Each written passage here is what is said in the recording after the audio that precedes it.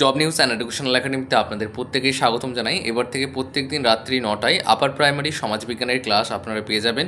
যেনারা ক্লাস করতে ইচ্ছুক আপনারা অবশ্যই চ্যানেলটাকে সাবস্ক্রাইব করে আমাদের ফ্রি হোয়াটসঅ্যাপ গ্রুপে যুক্ত হয়ে যান। সেখানে শুধুমাত্র আপার প্রাইমারি ছাত্রছাত্রীরা রয়েছেন। প্রথম প্রশ্ন কী বলা হয়েছে দেখে নিন, এবং আপনারা প্রত্যেকে চেষ্টা করবেন চারটি অপশন যখন বলবো, চারটি অপশনের মধ্যে সঠিক উত্তর কোনটা সেটা আপনি নিজেরা যাচাই করবেন। আজকে 15টি প্রশ্ন নিয়েছি 2012 সালের, বিগত বছরের সিটেটের। 15টির মধ্যে আপনি কত পাচ্ছেন অবশ্যই কমেন্ট করে জানাবেন। কোনো জায়গায় কোনো অসুবিধা থাকলে সেটাও জানাবেন। ইস্ট ইন্ডিয়া কোম্পানি বাংলার দেওয়ানি থেকে প্রাপ্ত রাজস্ব মূলত কোন কাজে ব্যবহার করতো? সঠিক উত্তর কী হবে? সঠিক উত্তর হচ্ছে অপশন নাম্বার একেরটা, ভারতের সুতি ও রেশম বস্ত্র কেনার কাজে। এবং এই সমস্ত বিষয়বস্তুগুলো আমাদের কিন্তু বই আকারে তৈরি করে দেওয়া হয়েছে এবং সেখানে ব্যাখ্যাও সুন্দর করে লেখা আছে। 1765 সালে দেওয়ানি লাভের আগে কোম্পানিকে ভারতীয় পণ্য কেনার জন্য ব্রিটেন থেকে সোনা ও রূপা আমদানি করতে হতো, কিন্তু দেওয়ানি বা রাজস্ব আদায়ের অধিকার পাওয়ার পর তারা বাংলার সাধারণ মানুষের থেকে সংগৃহীত কর বা টাকা দিয়েই ভারতের সুতি ও রেশম বস্ত্র কিনে বিদেশে রপ্তানি শুরু করে, অর্থাৎ ভারতের সম্পদ দিয়েই তারা ভারতের পণ্য কিনত। তাহলে সঠিক উত্তর হচ্ছে একেরটা। তাহলে সঠিক উত্তর হচ্ছে একেরটা। তারপরের প্রশ্ন কি বলা হয়েছে 31টা, 1651 সালে হুগলি নদীর তীরে ইস্ট ইন্ডিয়া কোম্পানি কারখানা স্থাপন করেছিল কেন? সঠিক উত্তর কী হবে? চারটে অপশন প্রত্যেকে আপনারা একবার দেখে নিন। সঠিক উত্তর কী হবে? সঠিক উত্তর হচ্ছে অপশন নাম্বার 4এরটা, একটি ঘাঁটি স্থাপন করতে যেখানে থেকে ফ্যাক্টররা কার্যক্রম পরিচালনা করতে পারে। আর এখানে আপনি যে পিডিএফগুলো, এই যে লেখাগুলো আপনি দেখতে পাচ্ছেন, এই পিডিএফ আপনি কিন্তু 15টি কোয়েশ্চেনের পিডিএফ আপনি আমাদের হোয়াটসঅ্যাপ গ্রুপে পেয়ে যাবেন, ফ্রি হোয়াটসঅ্যাপ গ্রুপে পেয়ে যাবেন। সেখান থেকে আপনারা ডাউনলোড করে নিতে পারেন। দেখুন তাহলে সঠিক উত্তরটি কী হবে? 32-এর সঠিক উত্তর হবে 1651 সালে স্থাপিত এই কারখানাটি মূলত কোনো উৎপাদন কেন্দ্র ছিল না, বরং এটি ছিল কোম্পানির একটি গুদাম এবং বাণিজ্যিক কেন্দ্র। কোম্পানির বণিকদের সেই সময় ফ্যাক্টরি বলা হতো এবং এই ফ্যাক্টরি থেকেই তারা তাদের বাণিজ্যিক লেনদেন ও কার্যক্রম নিয়ন্ত্রণ করত। তারপরের প্রশ্ন দেখে নেব 33-এরটা, ভারতীয় ইতিহাসকে প্রাচীন, মধ্য এবং আধুনিক এই 3 ভাগে ভাগ করার ক্ষেত্রে কিছু সমস্যা রয়েছে। নিচের কোনটি সেই সমস্যাগুলোর মধ্যে অন্যতম? সঠিক উত্তর কোনটা হবে? সঠিক উত্তর হচ্ছে অপশন নাম্বার একেরটা। এই ধারণাটি পাশ্চাত্য থেকে ধার করা হয়েছে, যেখানে আধুনিক যুগের সাথে বিজ্ঞান, যুক্তি, গণতন্ত্র, স্বাধীনতা ও সাম্যের ধারণা যুক্ত ছিল। এই ধারণাটি পাশ্চাত্য থেকে ধার করা হয়েছে। কারণ কি? কারণ হচ্ছে পাশ্চাত্য প্রেক্ষাপটে আধুনিক কাল বলতে বোঝায় যেখানে মানুষের মুক্তি ও বিজ্ঞানের জয় জয়কার হবে। কিন্তু ভারতে যখন আধুনিক কাল বা ব্রিটিশ শাসন শুরু হয় তখন মানুষের স্বাধীনতা ছিল না এবং অর্থনৈতিকভাবে দেশ শোষিত হচ্ছিল। তাই পাশ্চাত্য এই মডেলটি ভারতীয় ইতিহাসের ক্ষেত্রে পুরোপুরি বাস্তবসম্মত নয়। তারপরের প্রশ্ন আমরা দেখে নেব 34-এরটা, নিচের কোনটি নবম শতাব্দীর মন্দির স্থাপত্যের একটি অংশ ছিল? সঠিক উত্তর কী হবে? 34। সঠিক উত্তর কী হবে? সঠিক উত্তর হচ্ছে 34-এটা, অপশন নাম্বার 3-এরটা, অলঙ্কিত প্রবেশদ্বার। সঠিক উত্তর হচ্ছে অলঙ্কিত প্রবেশদ্বার 3-এরটা। কেন? তার কারণ হচ্ছে নবম শতাব্দীর মন্দির স্থাপত্যে, বিশেষ করে দ্রাবিড় এবং নাগর শৈলীতে মন্দিরের প্রবেশপথে অত্যন্ত কারুকার্যময় এবং অলঙ্কিত প্রবেশদ্বার বা তোরণ তৈরির ব্যাপক প্রচলন ছিল। খাজুরাহো বা দক্ষিণ ভারতের মন্দিরগুলোতে এই ধরনের উদাহরণ দেখা যায়। তারপরে প্রশ্ন আমরা দেখে নেব 35-এটা, পেত্রাদুরা কী ছিল? পেত্রাদুরা কী ছিল? সঠিক উত্তর কী হবে? সঠিক উত্তর হচ্ছে অপশন নাম্বার একেরটা, ভবন সাজানোর একটি শৈলী। তার কারণ হচ্ছে মার্বেল বা দামি পাথরের গায়ে খোদাই করে তাদের রঙিন ও মূল্যবান রত্ন বসিয়ে নকশা করার একটি কৌশল। মুঘল সম্রাট শাহজাহানের আমলে তাজমহল এবং ইতিমাদ উদ দুল্লার সমাধিতে এই শৈলীর অনবদ্য ব্যবহার দেখা গিয়েছে। তারপর প্রশ্ন আমরা দেখে নেব। তার এই গুরুত্বপূর্ণ বিষয় আপনাদের প্রত্যেকের জন্য, আপনারা যারা সিটেটে বিগত বছরের প্রশ্নোত্তর বইগুলো খুঁজছিলেন তিনাদের জন্য গুরুত্বপূর্ণ। কারণ হচ্ছে সমস্ত কিছু বাংলা ভার্সনে লেখা হয়েছে, তার সঙ্গেই আপনারা পেয়ে যাচ্ছেন ব্যাখ্যা। সমস্ত টপিক কভার করা আছে, প্রত্যেকটা আলাদা আলাদা বই আপনি পেয়ে যাবেন। সিডিপির জন্য আলাদা বই আছে, সমাজবিজ্ঞানের জন্য আলাদা বই আছে, ইংলিশের জন্য আলাদা, বাংলার জন্য আলাদা। এটা আর্টস প্রার্থীদের জন্য, আর এটা হচ্ছে সায়েন্স প্রার্থীদের জন্য, যেখানে সায়েন্স অ্যান্ড ম্যাথটা থাকবে সমাজবিজ্ঞানের পরিবর্তে। আপনারা চাইলে আলাদা আলাদা বই পারচেস করতে পারেন অথবা একবারে সমস্ত বইগুলো পারচেস করতে পারেন। এছাড়া আপনারা যারা নতুন প্রাইমারি টেট পরীক্ষা দেবেন আপনাদের জন্যও কিন্তু সিটেটের বিগত বছরের প্রশ্নোত্তর, ইভিএস, সিডিপি, বাংলা, ইংরেজি সমস্ত কিছু সংকলন করা হয়েছে, ঠিক আপার প্রাইমারির মতোই। এছাড়া প্রাইমারি ইন্টারভিউ বইগুলো আপডেট ভার্সন করা হয়েছে। আপনারা যারা নিতে চান অবশ্যই কমেন্ট করে জানাবেন অথবা ডাইরেক্ট হোয়াটসঅ্যাপ নম্বরে মেসেজ করবেন, নাম্বার দেওয়াই আছে। আমরা দেখে নেব ব্রিটিশ পার্লামেন্ট নিচের কাকে ইমপিচমেন্ট বা অভিযুক্ত করেছিল বা ইমপিচ করেছিল। সঠিক উত্তর কী হবে? 36 সঠিক উত্তর হচ্ছে ওয়ারেন হেস্টিংসকে। কেন?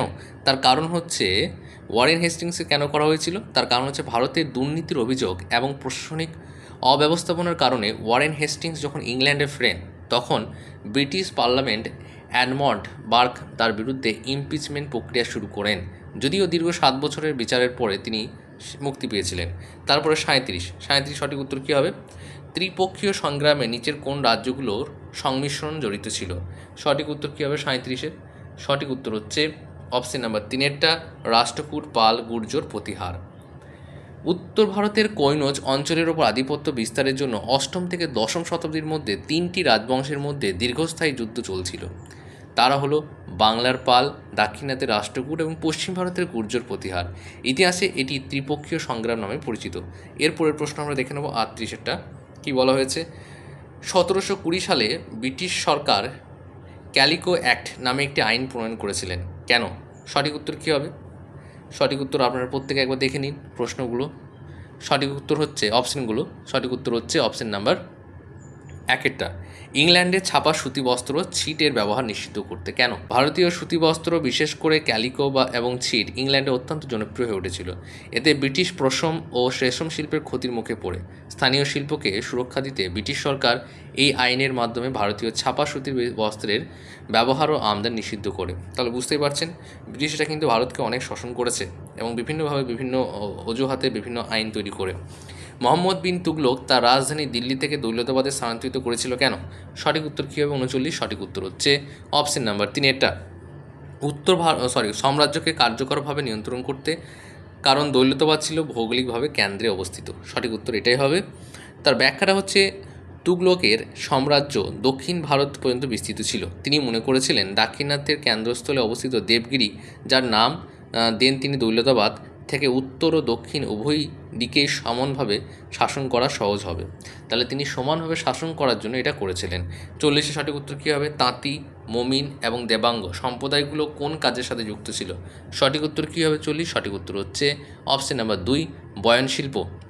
ভারতের বিভিন্ন অঞ্চলে বয়নশিল্পের জন্য নির্দিষ্ট কিছু সম্প্রদায় পরিচিত ছিল, যেমন বাংলার তাঁতি, উত্তর ভারতের মমিন এবং দক্ষিণ ভারতের দেবাঙ্গ ও শালিয়ার সম্প্রদায়। তারা বংশ পরম্পরায় কাপড় তৈরির কাজের সঙ্গে যুক্ত ছিলেন।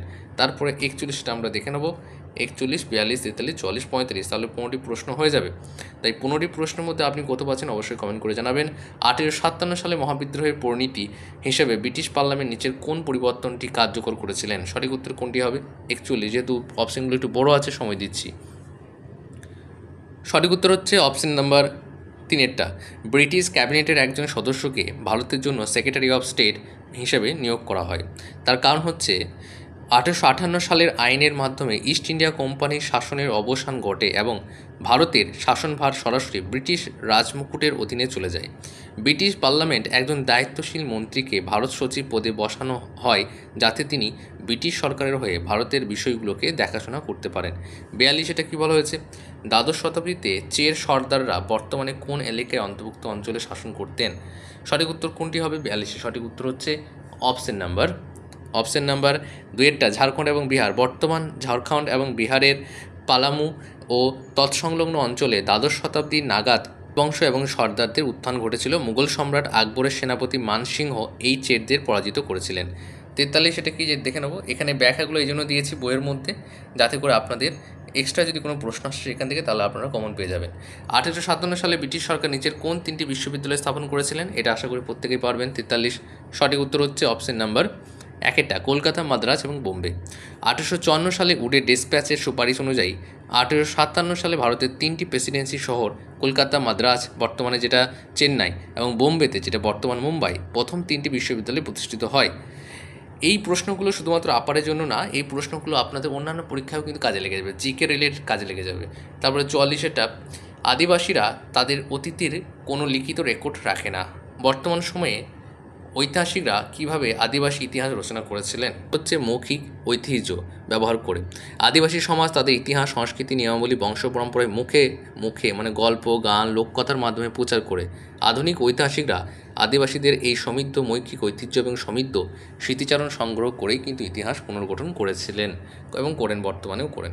তারপর হচ্ছে বিদ্রি। বিদ্রি আসলে কী ছিল? সঠিক উত্তর কী হবে? 45। সঠিক উত্তর হচ্ছে অপশন নাম্বার 1 একটা বিদার এর কারিগরদের দ্বারা তামা ও রূপার ওপর খোদাই করা এক ধরনের নকশা।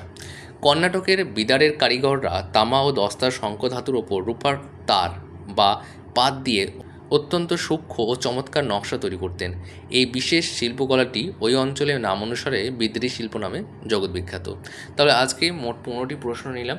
এই 15টি প্রশ্নের মধ্যে আপনারা কত পেয়েছেন অবশ্যই কমেন্ট করে জানান। যদি ভালো লাগে তাহলে নেক্সট দিন থেকে প্রশ্নের সংখ্যা বাড়িয়ে 30টি করে দেওয়া হবে, কারণ আপনাদের সমাজবিজ্ঞানে 60 নাম্বার থাকবে এবং 60-এর মধ্যে আপনি চেষ্টা করবেন 60 পাওয়া, কারণ সমাজবিজ্ঞানে কোয়েশ্চেন কমন পাওয়া যায়।